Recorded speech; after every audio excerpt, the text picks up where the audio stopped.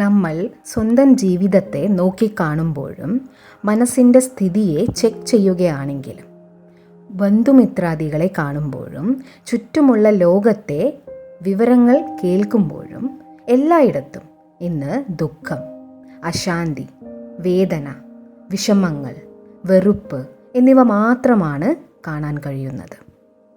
നമ്മൾ ഇവയെല്ലാം സ്വാഭാവികമായ കാര്യങ്ങളാണ് എന്ന് മനസ്സിലാക്കി വച്ചിരിക്കുന്നത്. മാത്രമല്ല, നമ്മൾ ഈ ലോകത്തെ ഘോരമായ കലിയുഗം എന്ന് പറയുകയും ചെയ്യുന്നു. ഈ ലോകം എല്ലായ്പ്പോഴും ഘോരമായ കലിയുഗമായി തന്നെ ഇരിക്കുമോ? ഈ കലിയുഗം ഇനിയും തീവ്രമായ അവസ്ഥയിലേക്ക് എത്തുമോ? എപ്പോഴാണോ ഈ സൃഷ്ടിയിൽ അധർമ്മം ഉണ്ടാവുന്നത്, അപ്പോൾ ഞാൻ സ്വയം ഈ സൃഷ്ടി പരിവർത്തനത്തിനായി അവതരിക്കും എന്ന് പരമാത്മാവ് നമുക്ക് വാഗ്ദാനം തന്നിട്ടുണ്ട്. ധർമ്മത്തിൻ്റെ ഗ്ലാനി എന്നാൽ ആത്മാവ് തൻ്റെ സ്വധർമ്മത്തിൽ നിന്നും, തൻ്റെ ഒറിജിനലായ സ്വരൂപത്തിൽ നിന്നും പൂർണ്ണമായി വഴിമാറി കാമം, ക്രോധം, ലോഭം, മോഹം, അഹങ്കാരം, അസൂയ, വെറുപ്പ് എന്നിവയെ തൻ്റെ സംസ്കാരങ്ങളായി വിശ്വസിക്കാൻ തുടങ്ങുന്ന അവസ്ഥ. അപ്പോഴാണ് സൃഷ്ടിയിൽ അധർമ്മം അഥവാ ധർമ്മഗ്ലാനി ഉണ്ടാകുന്നു എന്ന് നമ്മൾ പറയുന്നത്. എങ്ങനെയുള്ള സംസ്കാരമാണോ ആത്മാവിലുള്ളത്, ചുറ്റുമുള്ള ലോകവും അതുപോലെ തന്നെയായി മാറുകയും ചെയ്തു. ഇന്ന് ഈ ലോകം കലിയുഗമാകുന്ന രാത്രിയിലൂടെയാണ് കടന്നുപോയിക്കൊണ്ടിരിക്കുന്നത്. ഇപ്പോൾ ഇത് വെറും രാത്രിയല്ല, ഘോരമായ അന്ധകാരം നിറഞ്ഞ രാത്രിയായി മാറിയിരിക്കുകയാണ്. എന്നാൽ ഈ അന്ധകാരത്തിന് ശേഷം പ്രഭാതം വരിക തന്നെ വേണമല്ലോ. കലിയുഗത്തിന് ശേഷം സത്യയുഗം തീർച്ചയായും വരണം. സത്യയുഗം എങ്ങനെയാണ് ഉണ്ടാവുക? നമ്മൾ ആത്മാക്കൾ നമ്മുടെ ധർമ്മത്തിൽ നിന്നും പൂർണ്ണമായും വഴിമാറിക്കഴിഞ്ഞു. ധർമ്മം എന്നാൽ ആത്മാവിൻ്റെ സ്വധർമ്മം അഥവാ ആത്മാവിൻ്റെ ഒറിജിനലായ സംസ്കാരങ്ങൾ എന്നാണ് അർത്ഥം. നമുക്ക് വീണ്ടും ആത്മാവിലുള്ള സമ്പൂർണ്ണ പവിത്രത, ശക്തി, സ്നേഹം എന്നിവയടങ്ങിയ സ്ഥിതിയിലേക്ക് എങ്ങനെയാണ് എത്തിച്ചേരാനാവുക? സത്യയുഗി ലോകം സൃഷ്ടിക്കാനായി നമുക്ക് സത്യയുഗി സംസ്കാരങ്ങളും ആവശ്യമാണ്. നമുക്ക് എങ്ങനെയാണ് സത്യയുഗി സംസ്കാരങ്ങൾ ഉണ്ടാക്കിയെടുക്കാൻ കഴിയുക? നമ്മളിൽ സത്യയുഗി സ്വഭാവ സംസ്കാരങ്ങൾ ഉണ്ടാക്കിയെടുക്കാൻ അതിനു വേണ്ടിയാണ് ഈ ഘോരരാത്രിയുടെ സമയത്ത് നിരാകാരനായ പരമാത്മാ ശിവൻ, നിരാകാരനായ പരമാത്മാവ്, ജ്യോതിർബിന്ദുവായ പരംപിത പരമാത്മാവ് അവതരിക്കുന്നത്. നമ്മൾ പരമാത്മാവിനെ സ്നേഹത്തോടെ ശിവബാബ എന്ന് വിളിക്കുന്നു. നിരാകാരനായ പരമാത്മാ ശിവൻ സ്വയം ഈ രാത്രിയുടെ സമയത്ത് തന്നെ ഈ ലോകത്ത് അവതരണം ചെയ്യുന്നു. ഇതുകൊണ്ടാണ് നമ്മൾ ശിവരാത്രി എന്ന് പറയുന്നത്. രാത്രി സമയത്ത് അവതരണം ചെയ്യുന്നതുകൊണ്ടാണ് മഹാശിവരാത്രി എന്ന പേര് വന്നത്. നിരാകാരനായ പരമാത്മാവ് ശിവൻ ഈ ലോകത്ത് അവതരിച്ച് നമുക്ക് ജ്ഞാനം തുള്ളി തുള്ളിയായി നൽകിക്കൊണ്ടിരിക്കുകയാണ്. അഥവാ നമ്മുടെ ബുദ്ധിയാകുന്ന പാത്രത്തിലേക്ക് ജ്ഞാനത്തിൻ്റെ തുള്ളികൾ എല്ലാ ദിവസവും നിറച്ചു തരികയാണ്. മുകളിൽ തൂക്കിയിട്ടിരിക്കുന്ന ഒരു കലശത്തിൽ നിന്നും ശിവലിംഗത്തിലേക്ക് തുള്ളി തുള്ളിയായി ജലം വീഴുന്നത് കണ്ടിട്ടില്ലേ? ഇത് പരമാത്മാവ് നമുക്ക് ജ്ഞാനം നൽകുന്നതിൻ്റെ പ്രതീകമാണ്. പതുക്കെ പതുക്കെ ഈ തുള്ളികൾ ബുദ്ധിയിൽ വീഴാൻ തുടങ്ങുമ്പോൾ ബുദ്ധി ശുദ്ധവും ദിവ്യവുമായി മാറാൻ തുടങ്ങുന്നു. അങ്ങനെ നമ്മൾ ഉണരാൻ തുടങ്ങുന്നു. അജ്ഞാന നിദ്രയിൽ നിന്നുമാണ് നമ്മൾ ഉണരുന്നത്. ഏതെല്ലാം തരത്തിലുള്ള അജ്ഞാനങ്ങളാണ് നമ്മളിലുള്ളത്? ഏറ്റവും ആദ്യം നമുക്ക് ലഭിക്കുന്ന അറിവ് ഞാനൊരു ശരീരമല്ല എന്നതാണ്. എൻ്റെ പേര്, വിദ്യാഭ്യാസം, പദവി, സമ്പത്ത്, ബന്ധങ്ങൾ എന്നിവയെല്ലാം എൻ്റേത് തന്നെയാണ്. എന്നാൽ ഞാൻ ഇവയൊന്നും തന്നെ അല്ല. ഞാൻ ഈ ചുമതലകളെയെല്ലാം നിറവേറ്റാനായി ഈ ശരീരത്തെ യൂസ് ചെയ്തുകൊണ്ടിരിക്കുന്ന ചൈതന്യ ശക്തിയാണ്. ഞാൻ ആത്മാവാണ്. ഈ ഒരു അറിവാണ് നമുക്ക് ലഭിക്കുന്ന ആദ്യത്തെ ജ്ഞാനത്തിൻ്റെ തുള്ളി. ഇതിലൂടെയാണ് നമ്മൾ ഉണരുന്നത്. നമ്മൾ ഇതുവരേക്കും അജ്ഞാനത്തിൻ്റെ നിദ്രയിലായിരുന്നു. ഈ വസ്തുക്കളെല്ലാമാണ് ഞാൻ എന്നാണ് ഞാൻ ഇതുവരെ വിചാരിച്ചിരുന്നത്. ഇത് സൃഷ്ടി പരിവർത്തനത്തിൻ്റെ സമയമാണ് എന്നതാണ് എനിക്ക് ലഭിക്കുന്ന രണ്ടാമത്തെ ജ്ഞാനം. ഇപ്പോൾ കലിയുഗമാണ്. പക്ഷേ വളരെ പെട്ടെന്ന് തന്നെ നമുക്കെല്ലാവർക്കും ചേർന്ന് സത്യയുഗത്തെ നിർമ്മിക്കണം. ഈ സമയത്തിൻ്റെ ജ്ഞാനവും പരമാത്മാവ് സ്വയം അവതാരമെടുത്തിട്ടാണ് നമുക്ക് നൽകുന്നത്. ആദ്യം സത്യയുഗം ഉണ്ടായിരുന്നു, പിന്നെ ത്രേതയുഗം വന്നു. അതിനുശേഷം ദ്വാപരയുഗവും കലിയുഗവും വന്നു. ഇപ്പോൾ കലിയുഗം അതിൻ്റെ തീവ്രമായ അവസ്ഥയിലെത്തി, ഘോര കലിയുഗത്തിലെത്തി നിൽക്കുകയാണ്. ഇനി വീണ്ടും സത്യയുഗം വരണം. സത്യത്രേതയുഗങ്ങളും ദ്വാപര കലിയുഗങ്ങളും അടങ്ങുന്ന ഈ സൃഷ്ടിചക്രത്തിലൂടെ സഞ്ചരിക്കുന്ന ഒരു ആത്മാവാണ് ഞാൻ. നമ്മൾ രാവിലെ, ഉച്ച, വൈകുന്നേരം, രാത്രി എന്നീ സമയങ്ങളിലൂടെ ഒരു ദിവസത്തിൽ കടന്നു പോകുന്നത് പോലെ തന്നെയാണ് ഇതും. രാത്രിയിൽ നമ്മൾ അർദ്ധരാത്രിയിലൂടെയും കടന്നു പോകാറുണ്ട്. അതിനുശേഷം നമ്മൾ പ്രഭാതത്തിൽ ഉറക്കമുണർന്ന് കുളിച്ച് ശുദ്ധമാകുന്നു. ഈ 24 മണിക്കൂറിൻ്റെ ചക്രം ദിവസം ഉണ്ടാകുന്നതാണ്. ഇതുപോലെ തന്നെയാണ് ഞാൻ ആത്മാവ് ഈ സൃഷ്ടിചക്രത്തിൽ സത്യയുഗി ദിവ്യാത്മാവായി ഇരുന്നത്. അതിനുശേഷം വരുന്ന യുഗങ്ങളിലൂടെ സഞ്ചരിച്ചാണ് ഞാൻ ഈ കലിയുഗത്തിൽ വികാരിയും തമോ ഗുണിയുമായി മാറിയത്. എന്നാൽ ഈ ജ്ഞാനത്തിൻ്റെ തുള്ളികൾ ലഭിക്കുന്നതോടെ ഞാൻ ഉണരുന്നു. അതുവരെ നമ്മൾ എന്താണ് വിചാരിച്ചിരുന്നത്? നമ്മൾ ശക്തിഹീനരാണ്, നമുക്കൊന്നും ചെയ്യാനാവില്ല എന്നൊക്കെയായിരുന്നു നമ്മൾ അവനവനെക്കുറിച്ച് വിചാരിച്ചിരുന്നത്.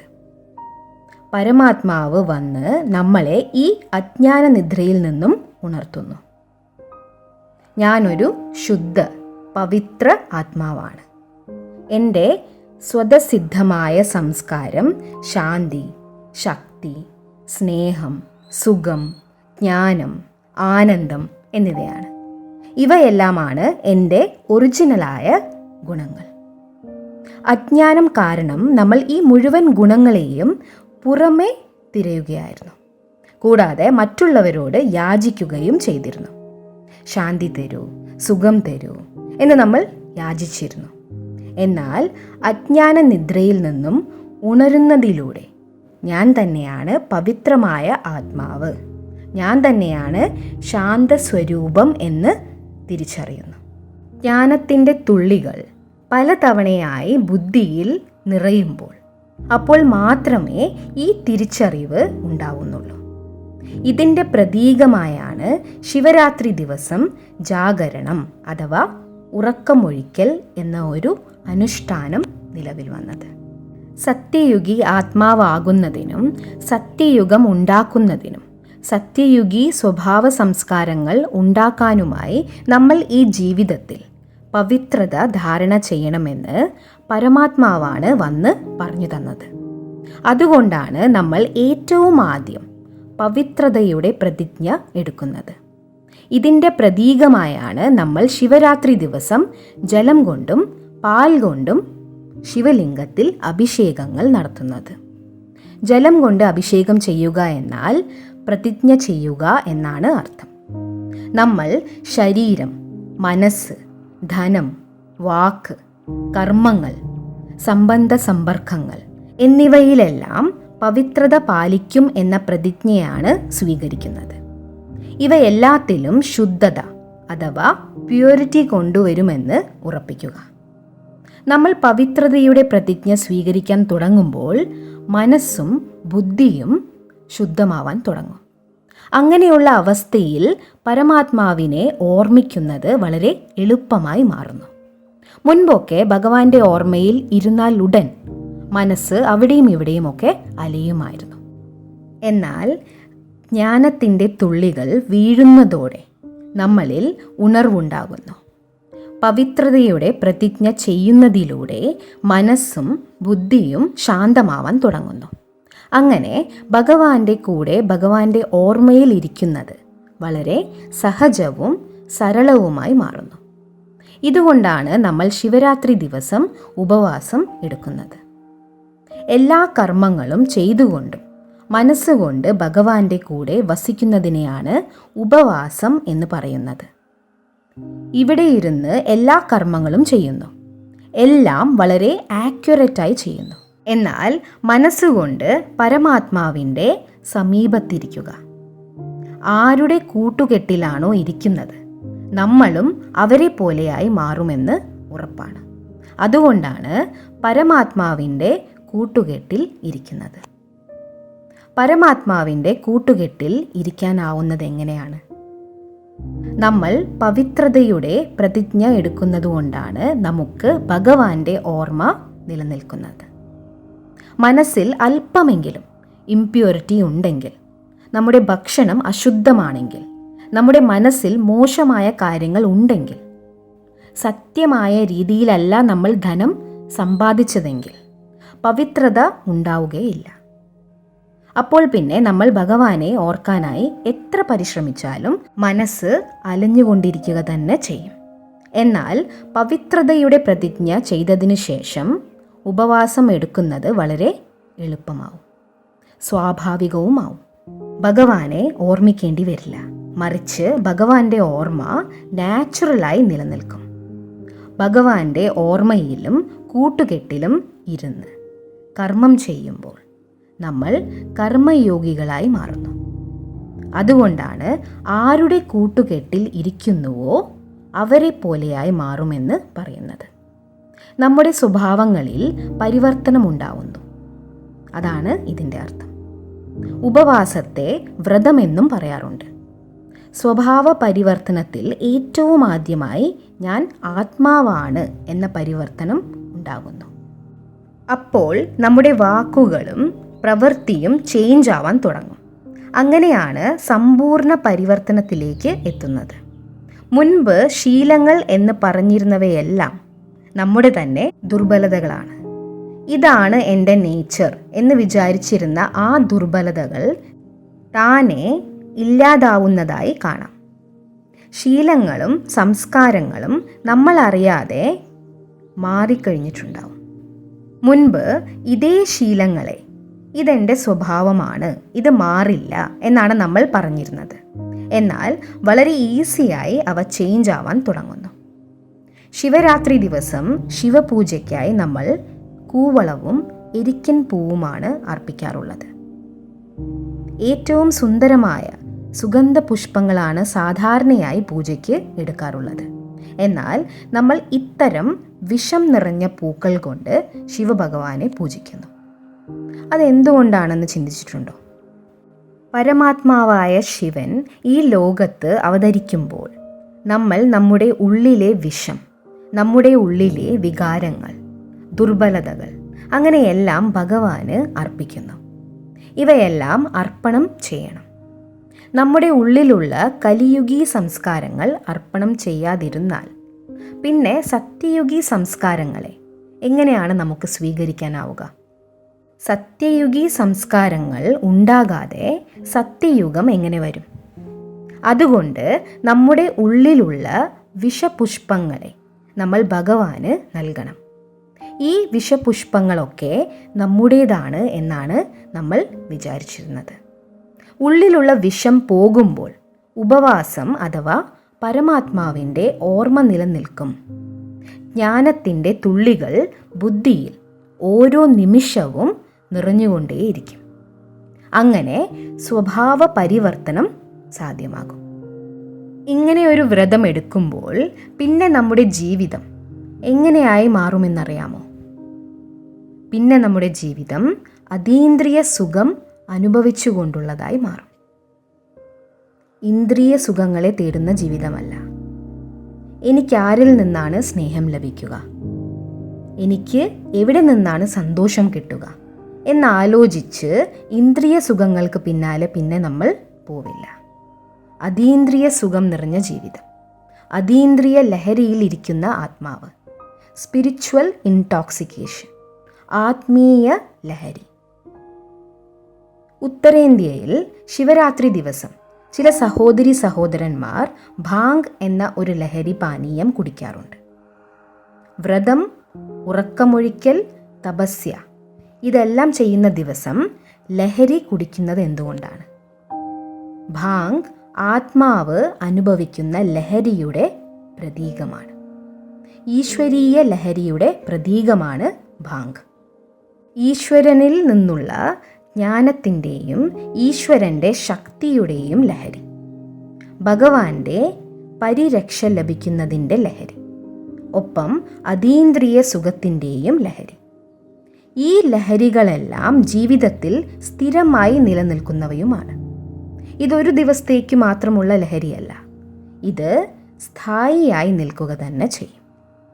ഇന്ന് നമുക്കെല്ലാവർക്കും അവനവനോട് ഒരു പ്രതിജ്ഞ ചെയ്യാം. ഈ ഘോര കലിയുഗത്തിൻ്റെ അവസാന സമയത്ത് നിരാകാരനായ ശിവപിത പരമാത്മാവ് ഈ ലോകത്ത് അവതരിച്ചു കഴിഞ്ഞു. ഭഗവാൻ അവതരിച്ചു കഴിഞ്ഞു.